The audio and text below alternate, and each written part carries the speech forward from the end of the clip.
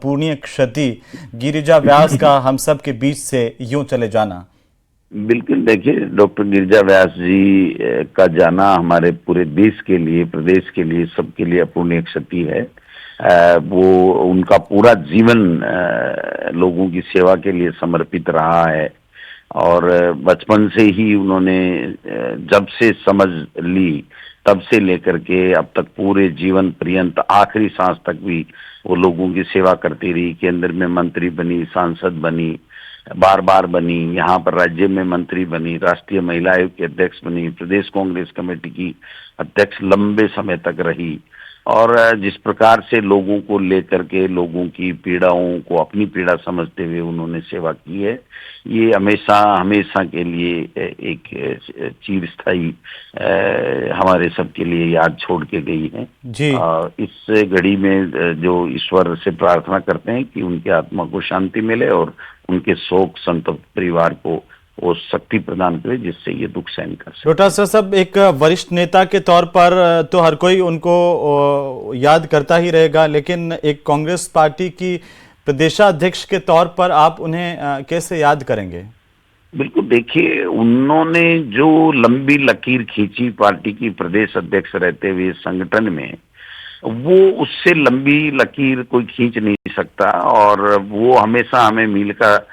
पत्थर साबित हो रही है। उन्हीं के जो संगठन में किए गए काम हैं उन्हीं को हम आधार मान करके आगे संगठन में काम करते हैं और सबको साथ लेकर के संगठन में काम करना अगर कोई सीखे तो वो डॉक्टर गिरिजा व्यास थी। वो एक कवयित्री भी थी, अच्छी वक्ता भी थी और मानवता भी उनमें कूट कूट के भरी हुई थी और सबको साथ लेने का जो उनका विजन, जो उनका जो था, वो एक बहुत ही बेहद एक प्रेरणा देने वाला था। जी, लेकिन डॉक्टर साहब, आपके प्रदेशाध्यक्ष बनने के बाद कोई ऐसी मुलाकात जो आपको प्रेरणा भी देती है, मेरे प्रदेश अध्यक्ष बनने के बाद में, प्रदेश अध्यक्ष बनने के बाद में जब भी उनको याद किया जाता था तो वो आती थी, बहुत सम्मान करते थे कि भाई ये देखिए पद है, ये पद का सम्मान है और टिप्स देते थे कि इस तरीके से चलना चाहिए, ये संगठन में लोगों की अपेक्षा रहती है, ऐसे संगठन को मजबूत किया जा सकता है। और कुछ दिन पहले मैं उदयपुर गया था तो उन्होंने कहा था कि बेटा घर आना, तो उस दिन वो फ्लाइट मेरी थोड़ा सा टाइम से थी तो मैं जा नहीं पाया, लेकिन फिर मैंने बात की तो उन्होंने कहा कोई बात नहीं, अब की बार आप आना। और फिर जब ये वहाँ पर बर्न हो गए तो जो हॉस्पिटल में भर्ती हुए तो मैं खुद जाके आया था अहमदाबाद और मिल के आए थे, उनके परिजनों से मिल के आए थे। उस वक्त भी डॉक्टर क्रिटिकल बता रहे थे पोजीशन, लेकिन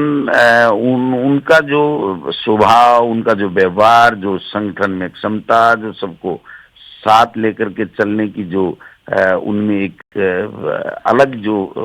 बात थी, वो उनको औरों से अलग किए हुए थी। तो मैं समझता हूं कि ऐसी नेता का जाना हमारे कांग्रेस पार्टी के लिए और पूरे देश और प्रदेश के लिए, सभी वर्गों के लिए अपूरणीय क्षति। एक पॉलिटिशियन, एक राजनेता, एक साहित्यकार, एक कवियत्री, बहुत सारे डॉक्टर साहब उनके अंदर समावेशी गुण थे। बिल्कुल बिल्कुल बिल्कुल साहब, इतनी खूबियां मिलती नहीं है, बिल्ले लोगों में मिलती है और हर के साथ काम करना, अलग अलग नेतृत्व के साथ अलग अलग काम करना, लंबे समय तक राजस्थान में हमारे कांग्रेस संगठन को सींचना और उन्हीं का जो संगठन खड़ा किया हुआ, उन्हीं का जो मार्गदर्शन दिखाया हुआ है, मैं समझता हूं कि वो हमारे सबके लिए अब प्रेरणा। तो वे एक टीचर भी थी, शिक्षिका, और आपको कभी लगा कि एक टीचर के तौर पर कभी कभी उनको आपने देखा कि कैसे अपने जो मातहत लोग हैं, हम जब बच्चे थे तो वो नीम का थाना कॉलेज में प्रोफेसर थी। अच्छा। तो सीकर एसके कॉलेज में वो आती थी, एक सैल साहब थे हमारे, वो भी कवि थे, तो उनके साथ इस तरीके से वो मंच पे शेयर करना, सब ऐसे कार्यक्रम करना और उसमें कविता पाठ करना और करना। तो उस टाइम हम बच्चे थे तब देखते थे कि कितनी अच्छी इनकी वाणी है, कितनी अच्छी इनकी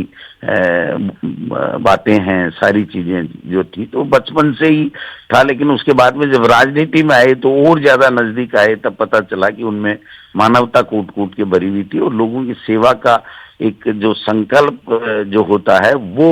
उन्होंने ले रखा था, और पूरे जीवन पर्यंत आखिरी समय तक लोगों को सेवा करते हुए तो हमसे विदा हुई। जी बहुत शुक्रिया डॉक्टर असरा साहब, आप हमसे जुड़े और इस दुखद पल में कांग्रेस पार्टी के कार्यकर्ताओं के लिए, आप सब लोगों के लिए काफ़ी भावुक पल है ये।